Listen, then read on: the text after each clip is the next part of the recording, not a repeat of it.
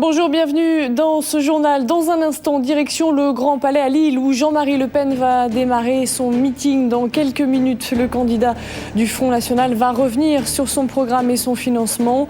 Le parti entend baisser les impôts et payer ses nouvelles dépenses en réduisant notamment les aides pour les étrangers. Jean-Marie Le Pen devrait aussi axer son discours d'1 heure environ sur les solutions à apporter aux problèmes sociaux.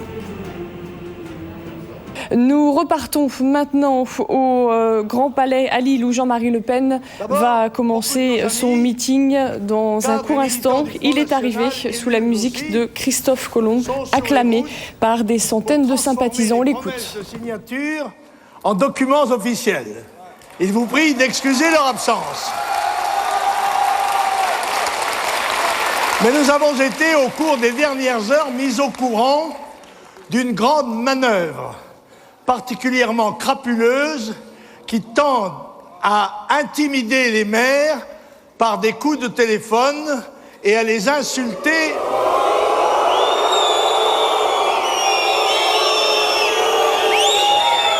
Il est probable que cette manœuvre vient d'un candidat qui se trouve jusqu'à présent dans les sous-sols des sondages et qui espère, grâce à cette manœuvre, pouvoir prendre ma place.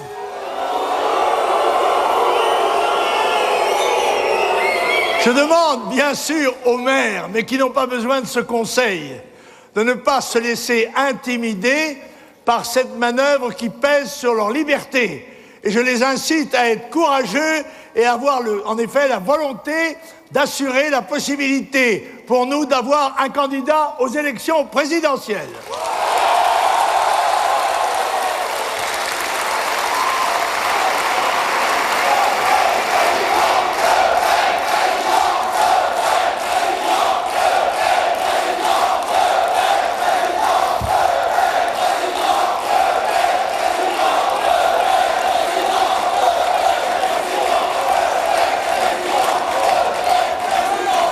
Françaises, Français, militants et sympathisants du Front National, chers amis, si j'ai choisi d'exposer mon programme économique et social ici même à Lille, au milieu des gens du Nord qui, comme dit la chanson, ont dans les yeux le bleu qui manque à leur décor, ces gens du Nord qui ont dans le cœur le soleil qu'ils n'ont pas dehors, c'est que cette belle ville de Lille est emblématique des difficultés et des chances françaises, des souffrances et des espoirs de notre beau pays. Car il est des lieux prédestinés par l'histoire, des lieux propices à inspirer la parole de celui qui, animé par le désir de servir sa patrie, se présente au service et au suffrage des hommes et des femmes de son pays. Des lieux qui jalonnent les étapes de l'histoire de la nation. Lille ainsi que la région Nord-Pas-de-Calais qui l'abrite et l'entoure incarnent aujourd'hui le lieu géométrique où s'entrelacent toutes les grandes questions qui se posent à la France. Car ici, plus qu'ailleurs, a été versé le sang français pour la défense de la patrie comme pour notre croissance économique, dans la guerre comme dans la paix. Quand tombaient par dizaines de milliers les poilus dans la bataille des Flandres, ou que mouraient 1200 mineurs au coup de grisou de Courrières, ou encore les 42 de Liévin en 1974. Aujourd'hui,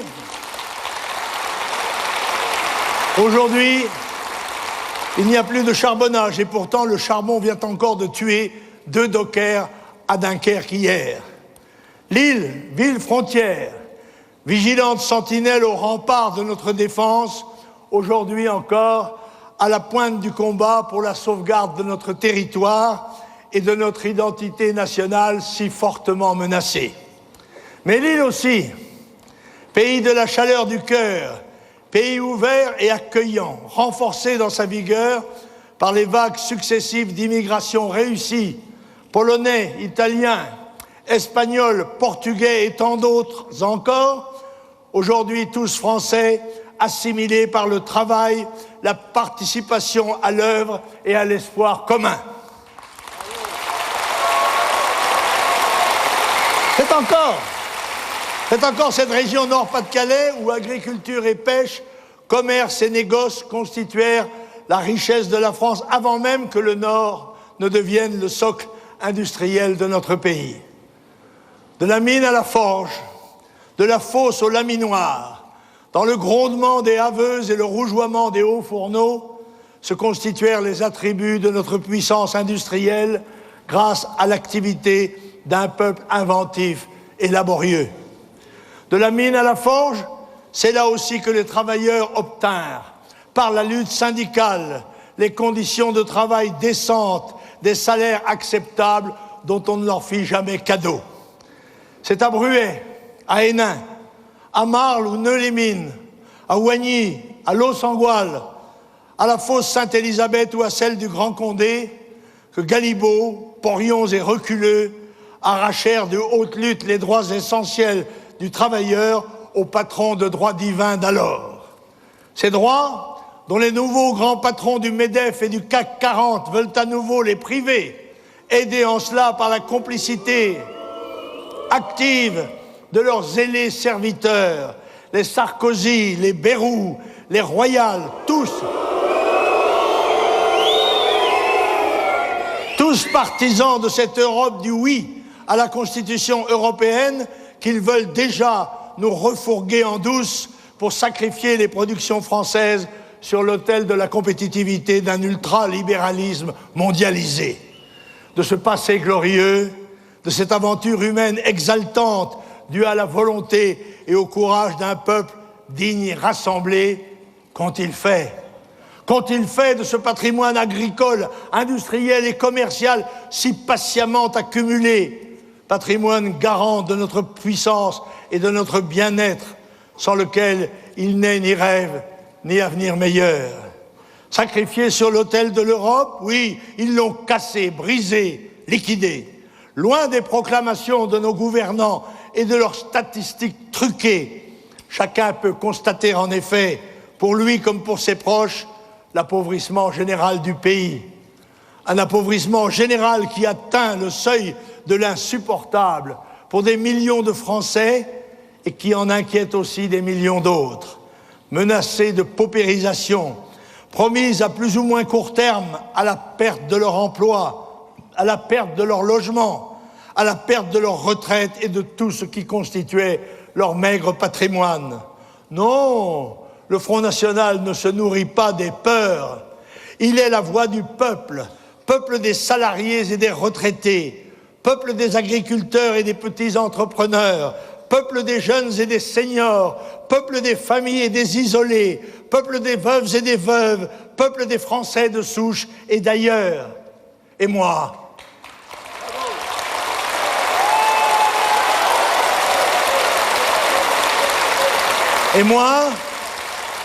je suis le seul candidat de la nation, de la patrie et de la République.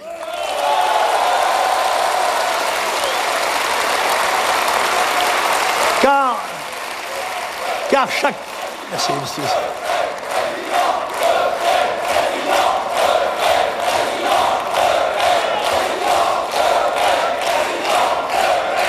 Car chacun doit savoir qu'il ne peut y avoir de politique sociale sans politique nationale, ni de fraternité française sans patrie.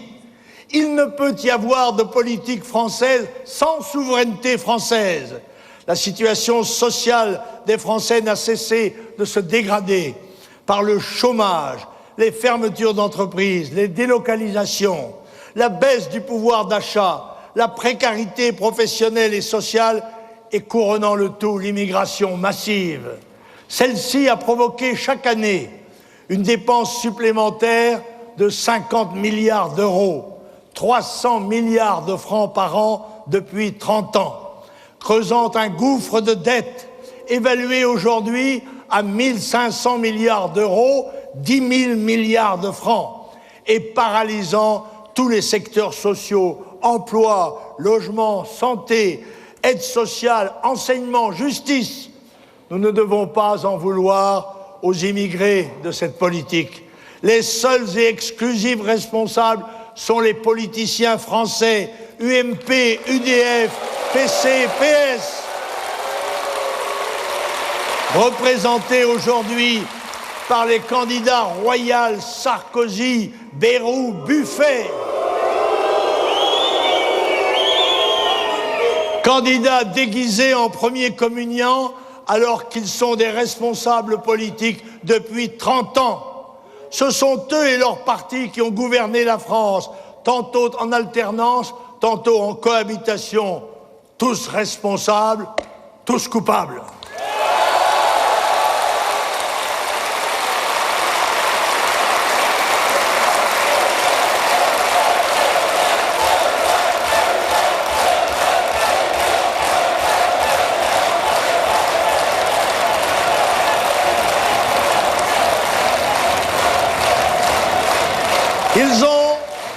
Ils ont détruit les protections légitimes des travailleurs français et d'abord les frontières devenues de véritables passoires en bradant notre souveraineté à l'Europe de Bruxelles qui, elle, les a cédées sans aucun scrupule ni aucune réserve au mondialisme.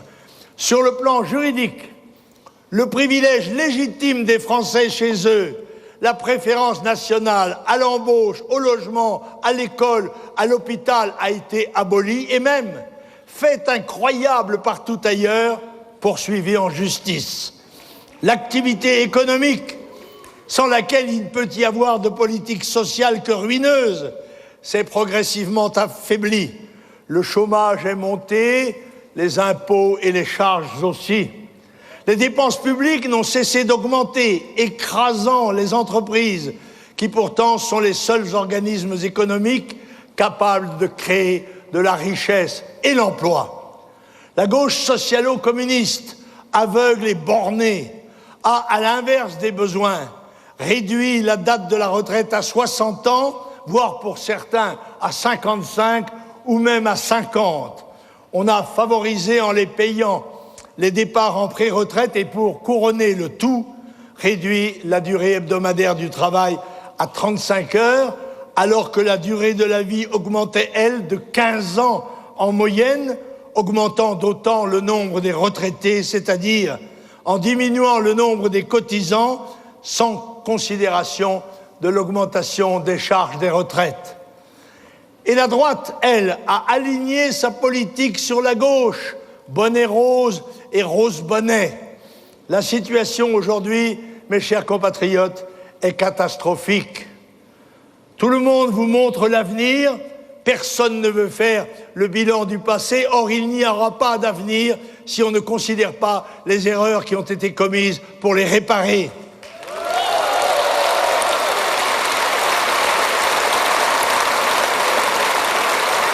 Ne nous cachons pas que la situation aujourd'hui est catastrophique. En 30 ans, la France a perdu dans l'industrie 2 millions d'emplois. Dans l'agriculture et la pêche, 4,5 millions d'emplois. Et dans l'artisanat et le commerce tué par les grandes surfaces, 1,5 million d'emplois. Des pans entiers de notre industrie ont disparu ou sont menacés à court terme de disparition. Les mines, la sidérurgie, la métallurgie, le textile, l'industrie chimique, la construction navale, la réparation navale, l'industrie d'armement, les cycles et motocycles, les produits bruns, télé, radio, les produits blancs, l'horlogerie, la bijouterie, l'armement naval. La France est actuellement le 29e armateur dans le monde, alors qu'elle était, il y a 30 ans, le 4e. Aujourd'hui, c'est la construction aéronautique elle-même qui est menacée. Et l'industrie automobile qui pourtant fait vivre 2,5 millions de travailleurs en comptant les entreprises de sous-traitance. L'agriculture n'a plus que quelques centaines de milliers d'exploitations en survie jusqu'en 2013, menacées de liquidation alors que se lève le matin des paysans. La pêche qui a perdu la moitié de ses bateaux, l'artisanat en voie de disparition par manque d'apprentis, le commerce de proximité étranglé par les grandes surfaces. Et le résultat de tout cela, quel est-il ? En 10 ans, la France est passée du 4e rang au 11e rang en Europe pour la richesse par habitant. 20% des moins de 25 ans sont sous le seuil de pauvreté, avec moins de 559 € par mois. Le pays compte 1 200 000 érémistes à 360 € par mois. Fin 2006, 4 800 000 personnes dépendaient de la CMU. 7 millions de Français survivent, devrais-je dire, avec moins de 700 € par mois. Et un Français sur 2, nous disent les sondages, a peur de devenir SDF. L'augmentation des prix à la consommation, niée par les milieux officiels, a pourtant dévoré le pouvoir d'achat de 5 à 30% depuis la mise en place de l'euro en 2001. Depuis 7 ans, 150 000 jeunes Français créateurs d'entreprises sont partis s'installer en Angleterre. 260 000 cadres français de haut niveau ont émigré depuis 10 ans.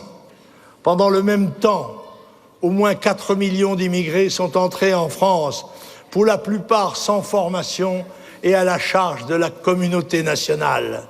5 millions de nos compatriotes sont en réalité demandeurs d'emploi. Si l'on compte ceux qui ne s'inscrivent pas, ceux qui sont radiés, ceux qui sont en formation, ceux qui subissent le temps partiel et ceux qui bénéficient d'emplois subventionnés publics et privés.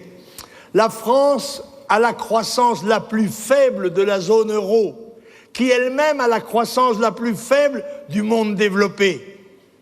Il reste dans notre pays un actif pour 5 inactifs.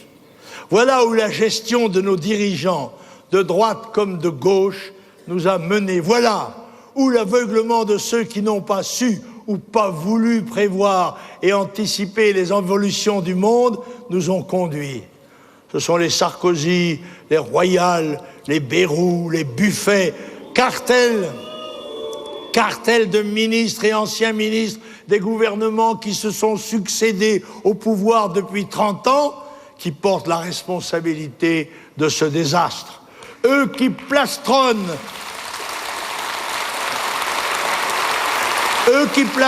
dans l'apparat des grands-messes des puissants de la planète pendant que crient misère les 12 millions de travailleurs pauvres de notre pays, les 4 millions de retraités agricoles aux portions si congrues, et tous les autres qui font face avec une dignité admirable aux privations de toutes sortes. Le voilà, le vrai scandale de notre nation. Cette insupportable vision du malheur de nos concitoyens, pourtant dignes et silencieux, tandis qu'on nous abrutit avec la surmédiatisation des sans-papiers venus en fraude, le tintamarre autour des illégaux qui jouent du chantage à l'enfant, bénéficiant de toute la compassion des happy few du système, de la comédie compassionnelle et politicienne des SDF don quichotisés.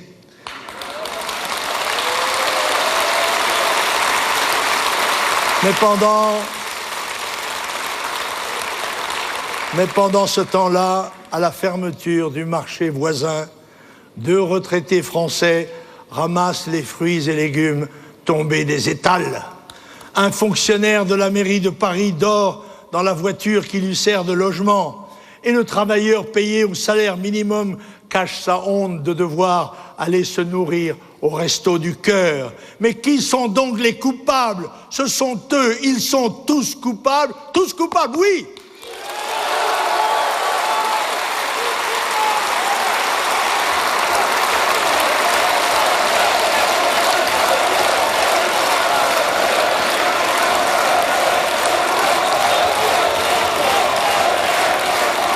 Gauche et droite, tous coupables, gauche et droite, faussement opposés, mais en réalité complices dans le partage des prébendes et l'apparence d'un changement organisé pour tromper le peuple. Tous les tenants de l'ultralibéralisme médiatisé et mondialisé, car être ultralibéral, c'est vouloir la disparition des frontières. Être ultralibéral, c'est accepter la disparition de toutes les régulations du commerce mondial sous l'égide de l'OMC. Être ultralibéral, c'est encourager l'immigration pour favoriser une baisse généralisée des salaires. Être ultralibéral, c'est accepter depuis 10 ans toujours plus de déséquilibre dans la répartition des bénéfices.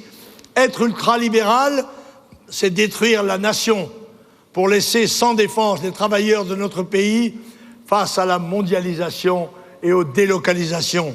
Être ultralibéral, c'est permettre l'écrasement de nos PME et de nos PMI, de nos agriculteurs, de nos commerçants par les entreprises du CAC 40 et de la grande distribution. Être ultralibéral, c'est adhérer à une politique de laxisme judiciaire et moral. Voilà tout ce qu'ils veulent, défendent, soutiennent et proposent.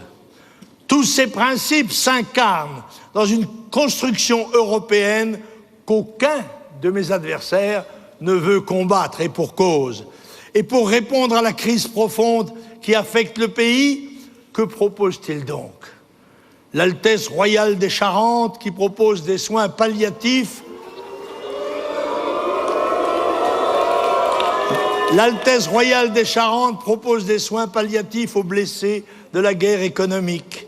Et Nicolas qui va, qui vient, qui court et nous attend au coin du bois, mesdames. Tandis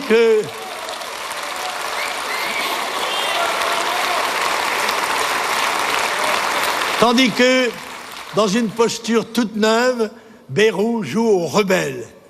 Tartuffe dans le rôle de D'Artagnan.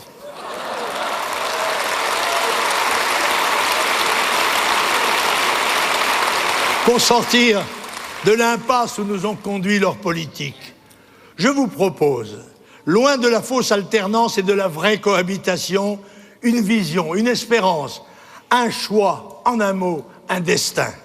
Ne comptez pas sur moi pour débiter un catalogue de mesures catégorielles destinées à satisfaire chaque électeur.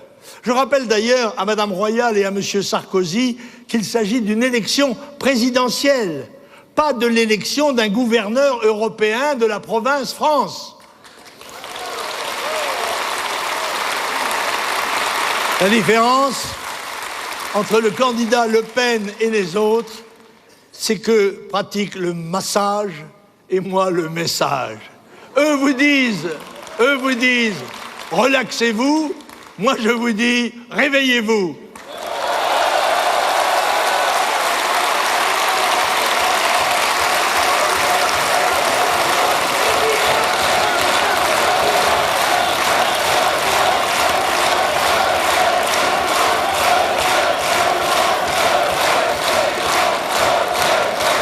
Réveillez-vous, réveillez-vous mes amis, parce que sur la scène de théâtre du monde, le décor de la tragédie est déjà en place.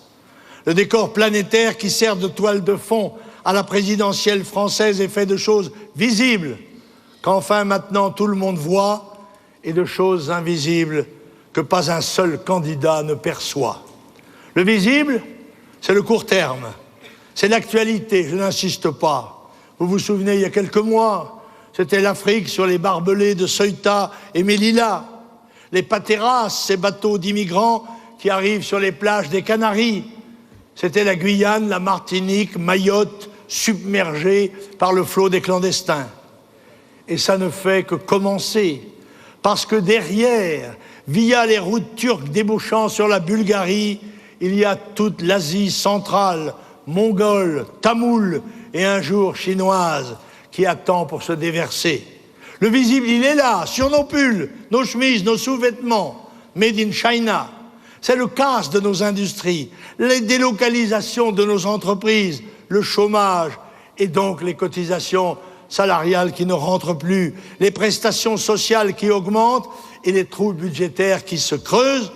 41 milliards d'euros encore annoncés pour le budget de 2007. Tout cela est enfin connu, même si les solutions sont toujours attendues. Et puis, s'ajoute l'arrivée des nouveaux tigres économiques. Le Brésil, ferme du monde. La Russie, gisement gazier du monde, l'Inde, informatique du monde, et la Chine, usine du monde, à la conquête aussi de l'Afrique. Les aveugles avaient commencé même à voir le samedi 4 novembre 2006 qu'il y a un problème d'énergie en Europe et que la France se prive d'électricité pour éclairer l'Allemagne qui fait joujou avec les éoliennes et qui évidemment manque de courant. Mais le décor, la toile de fond de l'élection présidentielle, c'est aussi et surtout 4 tsunamis invisibles qui arrivent du fin fond de l'humanité et qui vont balayer les équilibres de nos sociétés. Certes, à moyen terme, le président élu en 2007 sera pour la France président de l'Union européenne de juillet 2008 à décembre 2008. C'est lui qui héritera de la Constitution européenne qu'Angela Merkel veut remettre sur le tapis. À moyen terme, c'est aussi sous la présidence de la France, en 2008, que Bruxelles traitera des finances de la PAC. Après 2013 et de l'impôt européen, lequel finira bien par arriver en 2014. En 2007, donc, chers compatriotes, le président élu sera au cœur de tous les problèmes de l'Europe, en suspens depuis le 29 mai 2005. Voilà pourquoi il doit être le président de la majorité du non, celle du 29 mai.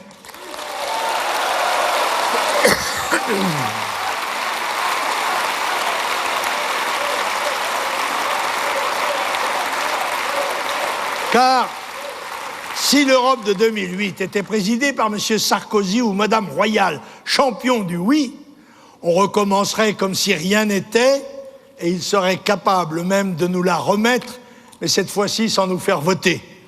Mais à long terme, le président de 2007 doit préparer le pays aux 4 grands défis invisibles suivants. D'abord, l'invisible agricole. Pour la première fois dans l'histoire du monde, en 2007, la population urbaine de la planète sera supérieure à la population rurale. En 1950, il y avait 86 villes de plus d'1 million d'habitants. Il y en a 400 aujourd'hui et 550 dans 8 ans. Avec les tensions qui arrivent, les guerres qui vont venir se joueront dans les rues, les tours, les zones de logement tentaculaires, anarchiques des cités. Et Clichy et Aulnay sont des coups de semonce. Mais en même temps, des terres agricoles sont mangées par les villes, par l'érosion ou le manque d'eau. L'Inde arrive au bout de sa révolution verte et comptera pourtant peut-être 600 millions d'habitants en plus d'ici 2050. Elle devra alors importer massivement des aliments. La Chine fait la course économique en tête aujourd'hui, mais 300 millions de paysans vont migrer vers les villes après les 200 millions déjà partis depuis la décennie 1970. Comme de surcroît, les millions de riches de Shanghai, Shenzhen, Guangzhou ou Fujian consomment de l'agroalimentaire de qualité, la Chine aussi va devoir importer. Et qui va répondre à l'appel d'offres alimentaires de l'Asie? La question de l'alimentation du monde est à nouveau posée. L'élection présidentielle, mesdames et messieurs, ce n'est donc pas la simple question des OGM et de la faim des paysans, mais au contraire celle du matin des paysans, du grand avenir que nos agriculteurs vont avoir grâce à nous, à condition de ne pas les éliminer d'ici là et ne pas empêcher leurs enfants de s'installer à la ferme. Et puis,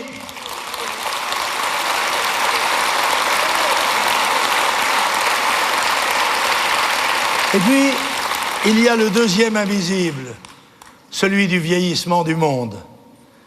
En Europe et en Chine.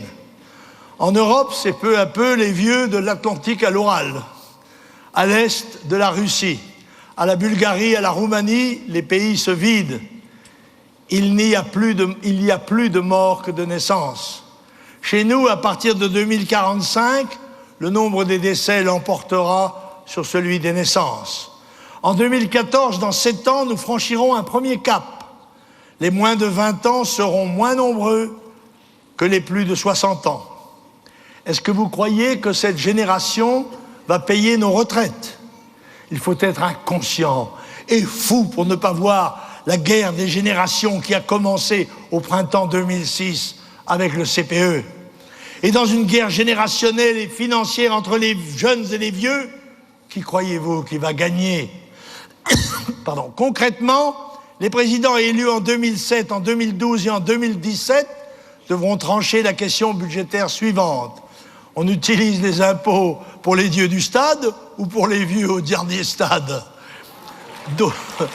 D'autant que la question du vieillissement vaut aussi pour la Chine, où la génération Mao de l'enfant unique va partir à la retraite sans retraite.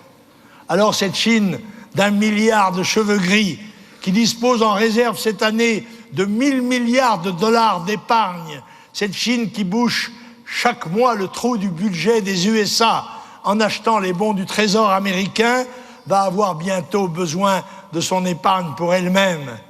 Mais quand la Chine ne souscrira plus aux emprunts américains, mais qui alors financera le déficit budgétaire des États-Unis? Le troisième invisible, moins bien connu, prend place dans les laboratoires des physiciens. Une révolution planétaire, plus grande que la révolution informatique des 20 dernières années de l'ordinateur à transistor, se prépare. La révolution de l'ordinateur quantique, inventé à Oxford et par la compagnie américaine AT&T. Un ordinateur d'aujourd'hui stocke l'information dans des puces de silicium de plus en plus petites. C'est là, à ce niveau, que va arriver l'ordinateur quantique, en utilisant les lois de la physique subatomique pour stocker l'information non plus sur des puces, mais sur des ions ou des photons. La puissance de calcul de ces ordinateurs va révolutionner le cryptage de l'information.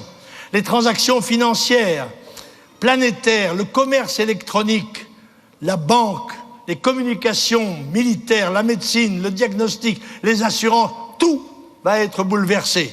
Les possibilités de traitement de l'information vont devenir vertigineuses. Les questions des libertés, du secret de la vie privée, des relations du citoyen ou de l'État vont devenir essentielles. Tout cela, c'est l'avenir, avec à la clé des marchés économiques insoupçonnés, une puissance de diagnostic médical aux confins des molécules de chacun de nous et un risque terrifiant de dictature des compagnies d'assurance sur la société. Ces compagnies vont fixer des règles auxquelles devront se plier les particuliers, les entreprises et même les États. Avec leur poids mondial, en 2006, de 2500 milliards de dollars contre seulement 2000 milliards pour l'énergie, les assurances lancent par leur puissance un défi aux États et aux hommes politiques. C'est le défi du capitalisme financier planétaire. Et puis, il y a le quatrième invisible qui pèse en secret sur la présidentielle. C'est celui justement du capitalisme financier planétaire. Mes amis, mes chers amis artisans, petits patrons de TPE ou de PME, un capitalisme total est en train de naître qui n'a rien à voir avec vous, entrepreneurs, mettant en jeu votre propre capital pour créer, innover, enrichir le pays. Aujourd'hui apparaît un capitalisme sans projet, avec le culte du rendement à 3 mois plutôt que celui de l'investissement. Ce capitalisme décrié par un grand patron comme Jean Peyrelevade, ancien PDG de Suez du Crédit Lyonnais, ce capitalisme critiqué par les économistes responsables, est organisé comme une gigantesque société anonyme planétaire. 300 millions d'actionnaires de ce capitalisme mondial contrôlent en apparence toute la capitalisation boursière du monde. Mais en réalité, le pouvoir appartient à quelques milliers d'analystes, de traders, de gestionnaires qui n'ont qu'un but, le taux de profit à 2 chiffres et une seule patrie, l'argent. C'est un capitalisme prédateur, fait de grands sauriens des fonds de pension anglo-saxons qui achètent nos industries, nos richesses, nos infrastructures publiques et privées. C'est le capitalisme des hedge funds, des fonds d'investissement de capitaux spéculatifs qui rachètent les sociétés en bourse en vendant d'abord des actions qu'ils ne possèdent pas avant de les racheter ensuite à leurs propriétaires après qu'ils les aient déjà vendues. C'est le capitalisme des grands requins de la finance qui nagent sur les sites internet d'informations financières à la recherche de sociétés à dévorer. Ces spéculateurs de la Financial Connection font transiter chaque jour, 1000 milliards de dollars via Clearstream ou d'autres banques en cheville avec les oligarques russes, français et autres, avec lesquels ils se sont notamment partagés le butin des 250 milliards d'euros des biens nationaux des Français privatisés de 1986 à 2007. Ce capitalisme des OPA, des fusions, acquisitions, des Mittal, des Enron, des WorldCom, de l'allemand E.ON ont engagé la guerre contre les États et les peuples, la guerre contre les lois, les républiques et les nations. Ce capitalisme globalisé a imposé aux dirigeants français, notamment qui ont obéi, la destruction de nos frontières, la neutralisation de notre Parlement, lequel ne fait plus nos lois, mais enregistre celles que la City, Wall Street et le FMI nous dictent via Bruxelles. Cela ne peut continuer comme ça. Non, c'est une direction, une impulsion, un cap qu'il faut donner au pays en même temps qu'une espérance et un avenir. C'est un projet économique et social clair, cohérent, réaliste, qui prend son assise sur une véritable philosophie. Les grands principes que je mettrai en œuvre sont les suivants. Fonder l'économie de demain en la mettant au service de l'homme et de la nation. Sauver l'économie de demain en redonnant aux Français la maîtrise de leur destin, le contrôle de leurs frontières et en défendant un projet alter-européen. Dynamiser l'économie de demain par une révolution fiscale qui rendra aux Français le fruit de leur travail et la disposition de leur patrimoine par la baisse significative de l'impôt sur le revenu et de l'impôt sur les successions. Asseoir l'économie de demain sur la liberté du travail et la restauration du plein emploi, mais aussi sur la liberté d'entreprendre et la réhabilitation de la réussite professionnelle. Rééquilibrer l'économie de demain en instaurant une espèce de plan Marshall pour nos campagnes par le biais d'un investissement massif et de l'installation de 15 000 nouveaux agriculteurs par an. Dynamiser l'économie de demain par l'augmentation du pouvoir d'achat. D'ailleurs, dans mon projet, l'État prendra immédiatement en charge 200 € de cotisation sociale salariale pour tous ceux qui gagnent moins de 1,4 SMIC. L'entreprise pourra ainsi verser aux salariés l'intégralité de son salaire brut.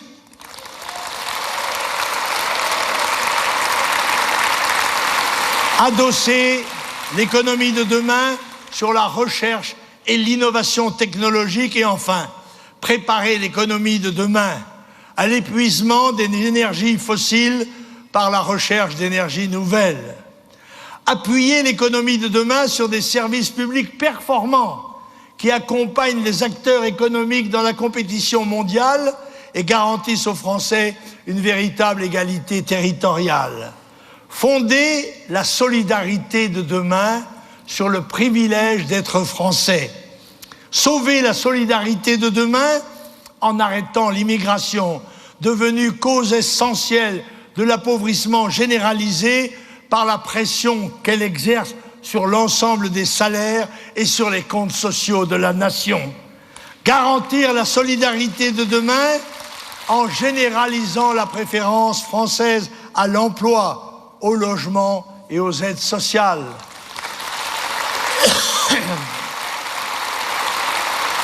Soutenir la solidarité de demain par le rétablissement de la sécurité, l'insécurité physique étant la première des injustices sociales. Consolider la solidarité de demain en réaffirmant le rôle social des parents, notamment par la mise en place d'un salaire parental et d'un statut social protecteur.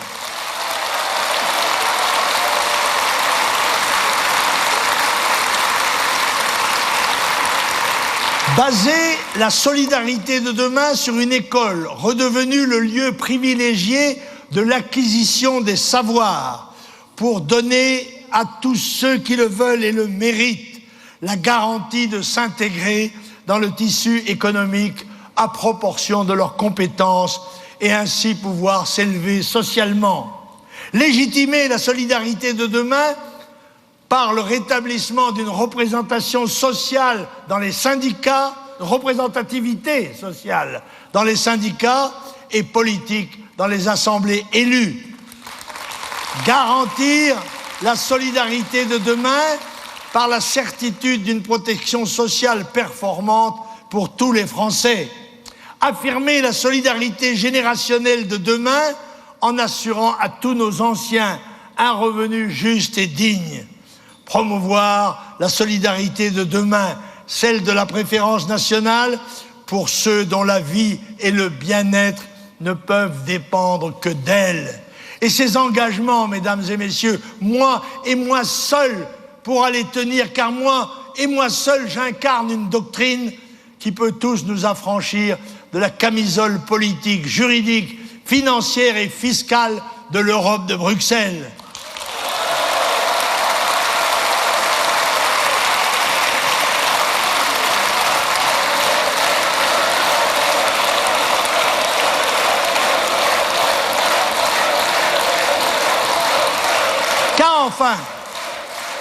Car enfin, comment organiser le redressement du pays alors que 80% de nos lois se décident à Bruxelles et que nos gouvernants ont même échoué à obtenir la TVA à 5,5% sur la restauration?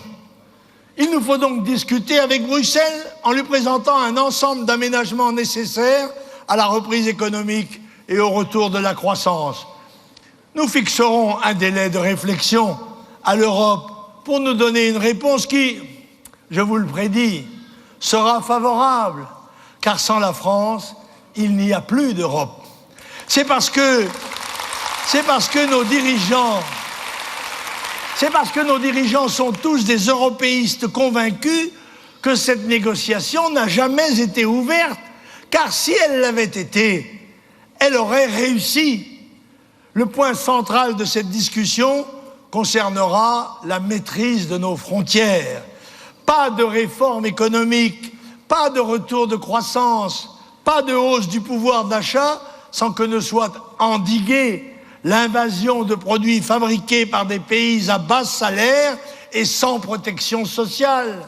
Pas de réforme économique, pas de retour à la croissance, pas de hausse du pouvoir d'achat sans que ne soit endiguée l'immigration incontrôlée des miséreux de toute la planète qui viennent concurrencer nos travailleurs pauvres, nos retraités misérables, nos travailleurs pauvres, nos retraités misérables qui, eux, ne peuvent pas se délocaliser. Nous instaurerons donc un contrôle strict de l'immigration et le retour des clandestins et des illégaux dans leur pays. Nous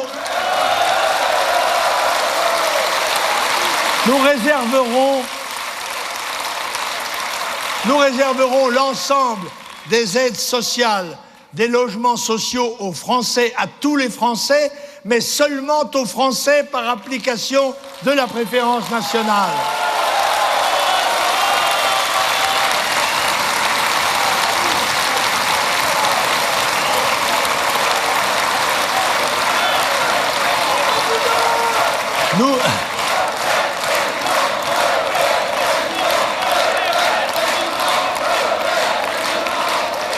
Nous organiserons des droits de douane de nouvelle génération.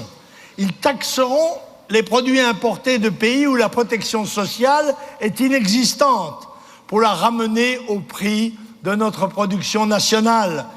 Cette taxation ouvrira d'ailleurs aux importateurs, aux exportateurs, si vous voulez, ceux qui nous envoient des produits, un droit de même montant à l'achat de produits français. Si ce droit n'est pas exercé, la taxation alors serait effective. Le voilà, le commerce éthique qui protège les travailleurs français et pousse au développement de la protection sociale et à l'amélioration des conditions de travail dans les pays émergents.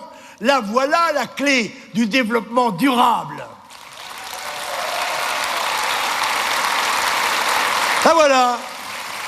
Là voilà la mission universelle de la France, mère des arts, des armes et des lois, exportatrice des valeurs de liberté, d'égalité et de fraternité. Dans le pays qui prétend faire partie des 4 seules nations qui parlent aux autres nations de la Terre, on ne devient président de la République, surtout après la vague des inquiétudes planétaires et médiatisées sur le climat, qu'avec une proposition à la dimension du XXIe siècle qui commence.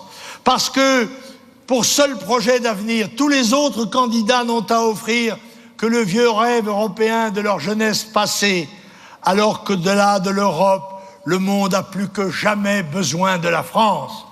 Je serai le président qui, en septembre de cette année, ira à l'Assemblée générale des Nations unies proposer l'audace de gérer en commun et en un quadrilatère de l'humanité 4 parties communes de la copropriété de l'humanité.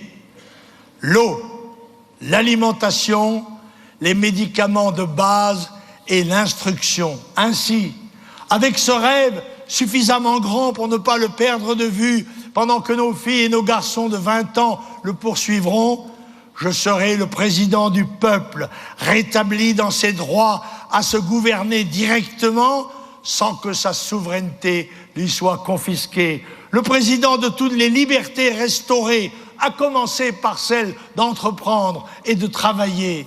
Le président des femmes et des hommes des campagnes, parce qu'ils sont la base du bonheur d'être français.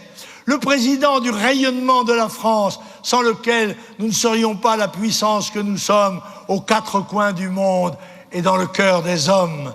Alors, vous tous, les petits, les obscurs, les sans grade, les humbles, travailleurs, seniors, agriculteurs, retraités, femmes et familles, solitaires, veuves et veuves, Français de souche ou d'ailleurs, Gavroche à qui j'avais dit le soir du 21 avril 2002, n'ayez pas peur, vous que jamais l'on entend, vous qu'on a toujours trouvé sur le chemin de l'honneur d'être français, vous qui toujours à la guerre ou au champ, à la mine ou à l'usine, à l'établi comme au comptoir ou à l'école, faites votre devoir en silence. Vous qui n'avez jamais servi, combattu, travaillé que pour des prunes, reprenez avec moi le pouvoir, retrouvez avec moi le privilège d'être français. Allons dire ensemble.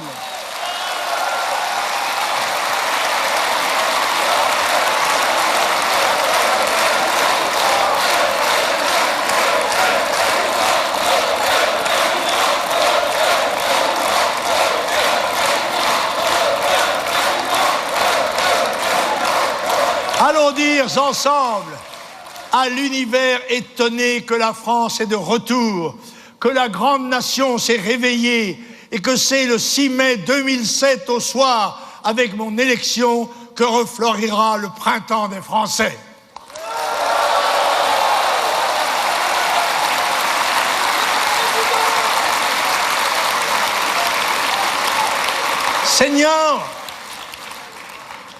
Seigneur comme 17 millions de nos compatriotes, père de 3 filles et de 9 petits-enfants, orphelin élevé par une veuve de guerre, ancien dirigeant étudiant qui a été travailleur manuel et chef d'entreprise, officier parachutiste, député français à l'Assemblée nationale et au Parlement européen pendant 30 ans, président du Front national, ayant consacré ma vie à la défense du peuple et de la nation et continuant de le faire avec la force que donne la foi et l'amour de la patrie, je crois être digne de votre confiance et de celle des Françaises et des Français.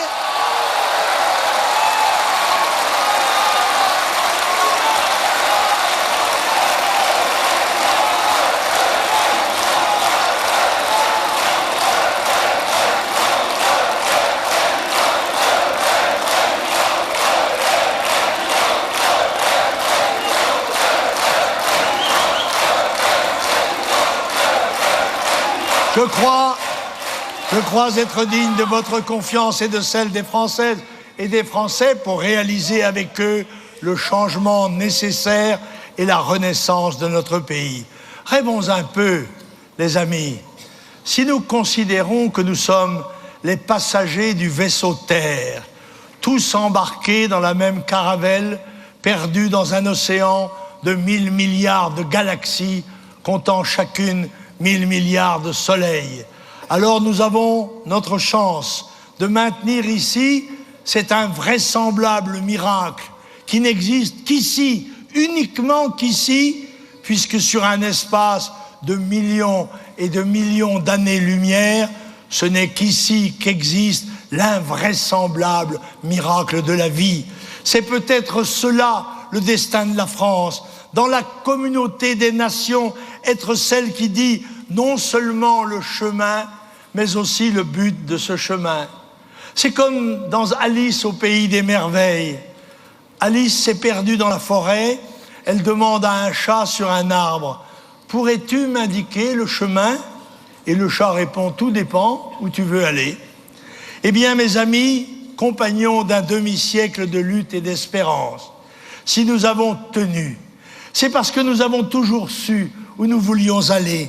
Et c'est pour vous y conduire et y conduire la France, les Français et les nations qui voudront nous y accompagner que je suis candidat. C'est d'ailleurs tout le contenu de mon projet politique que de dire le chemin et le but de ma candidature. Et comme celui-ci tient en un mot, il me suffit d'une dernière image pour l'illustrer. Au sud de l'Italie, en Sicile, à plus de 3000 mètres de hauteur, au-dessus du bleu de la Méditerranée, il y a les cratères d'un volcan géant, l'Etna. Régulièrement, des milliers de tonnes de lave explosent, coulent et emportent les arbres de la forêt et les pylônes de la station de ski.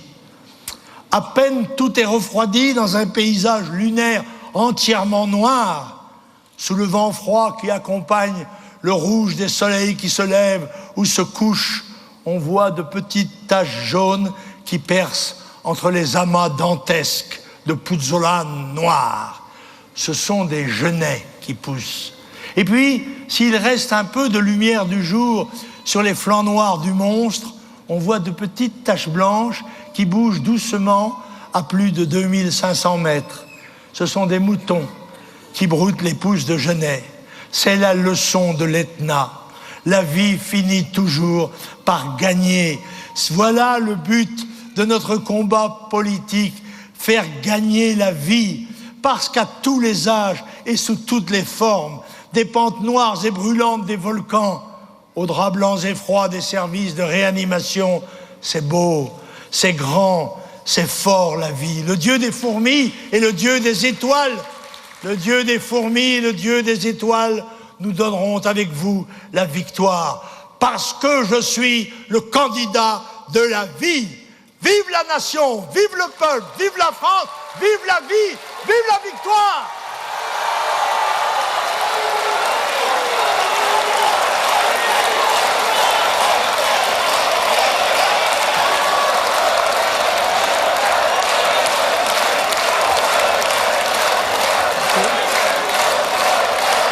Vous venez d'entendre donc Jean-Marie Le Pen au Grand Palais à Lille. Il a commencé son discours d'un peu plus d'une heure en dénonçant une fois encore une manœuvre crapuleuse pour le priver de parrainage, dit-il. Je vous rappelle qu'il n'aurait pas encore pour le moment les 500 signatures requises pour pouvoir se présenter à l'Élysée. Jean-Marie Le Pen a fait un discours incisif, économique et social. Il n'a pas hésité à accuser les Sarkozy, Royal et autres Bayrou de la situation catastrophique actuelle.